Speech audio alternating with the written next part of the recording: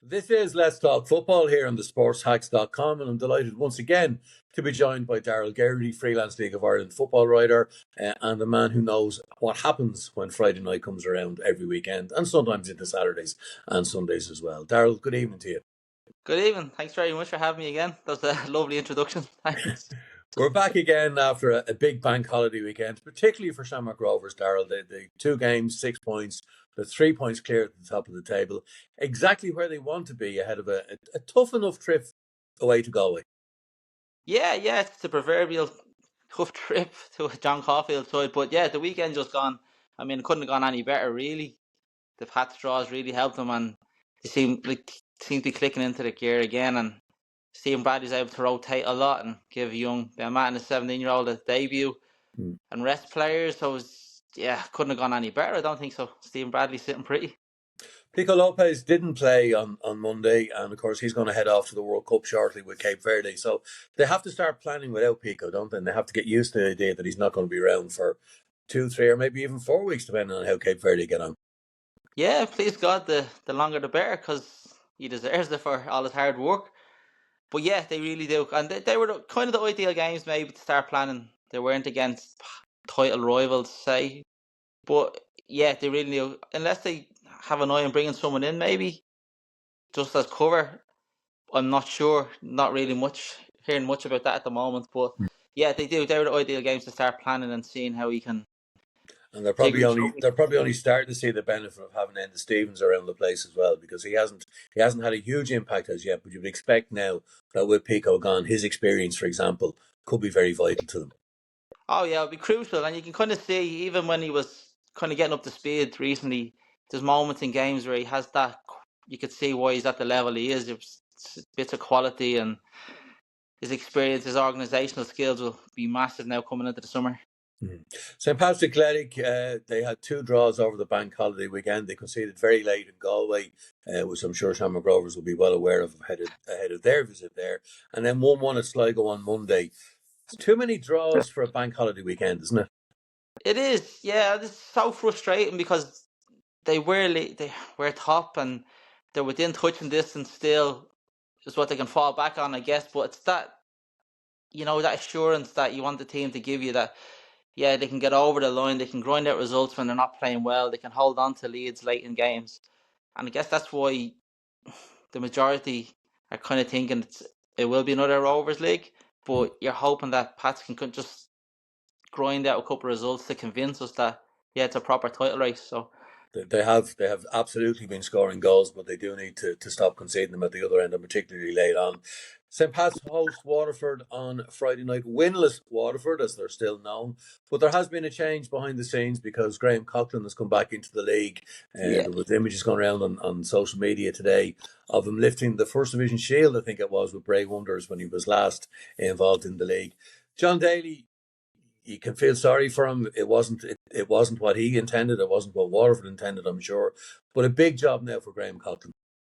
yeah, it's massive, and you kind of hear the stories of his miracle work across the water with the lower leagues, and it's absolutely going to be take a miracle. I don't think anyone's hiding away from that fact. They, like we said, we spoke previously, and we mentioned a couple of times, they can score goals for fun.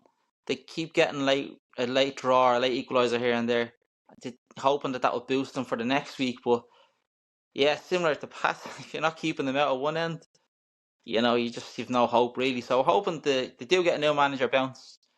And it'd be very interesting to see what he does now to tweak the team. But they do have enough firepower to And of outscore most course, teams. they proved that with the 3 goals against Dundalk at the weekend. And I heard one commentator say it was the game of the season.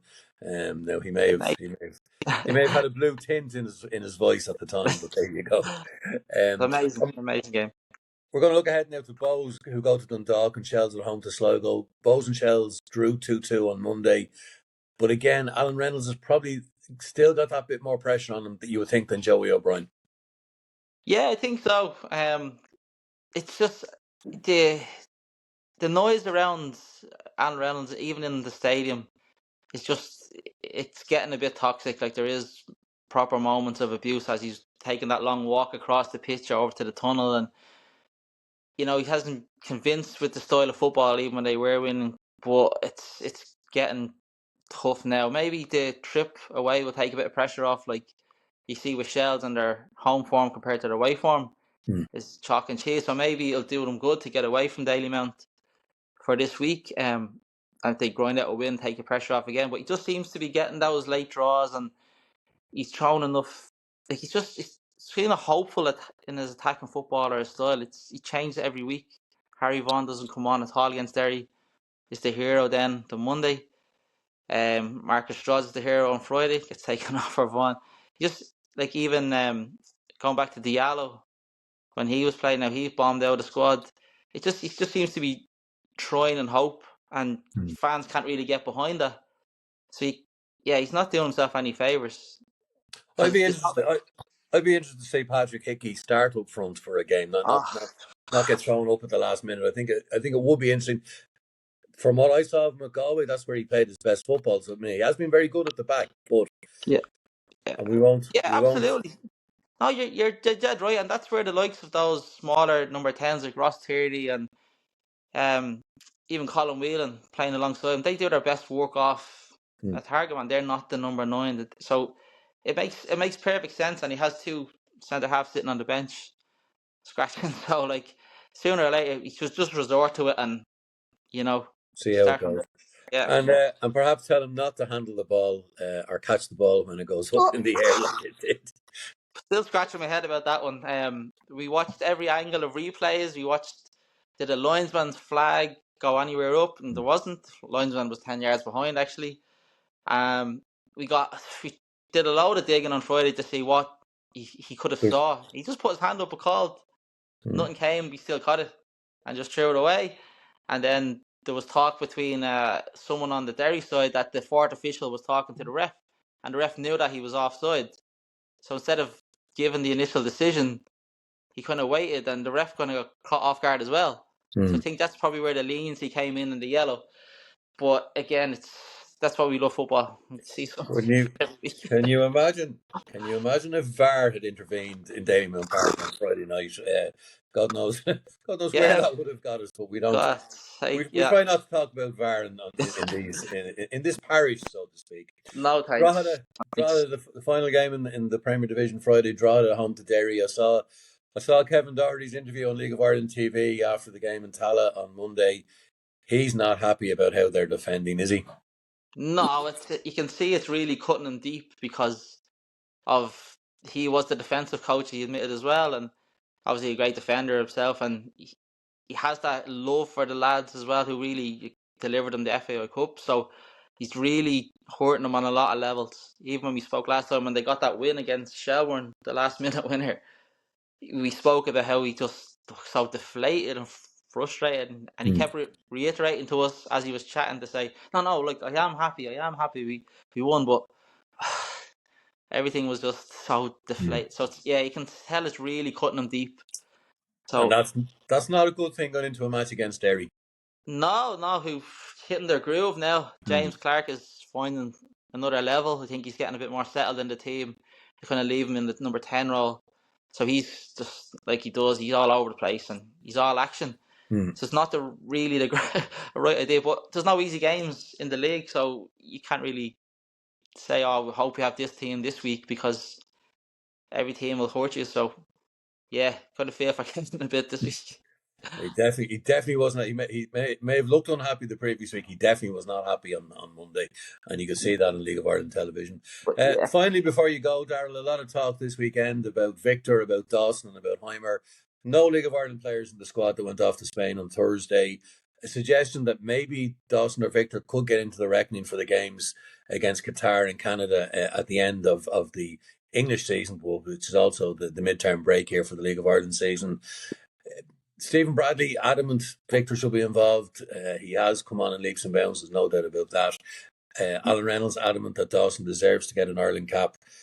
Do you think, I know there is talk, John Martin suggested that there will be a January camp. Personally, I don't see that working. I don't see the clubs releasing their players in January ahead of a no. season. Do you think there is a chance that Victor or Dawson may feature in those end of season games? Yeah, those two in particular, definitely. If they keep the form that they're in at the moment, they're absolutely flying. it's kind of hard. It depends what way you want to look at it. Like if you're looking at it from the League of Ireland point of view, you want that representation, kind of legitimise the league a little to say to players, look, you can still play here and be recognised at the international level. Like they're like obviously two unreal players. Like there's no hiding the fact. You hope that they will be involved in the June. That seems to be the ideal timing. Now I was kind of thinking they're playing league games. Didn't really sit too well, but talent wise, definitely the January thing was a bit.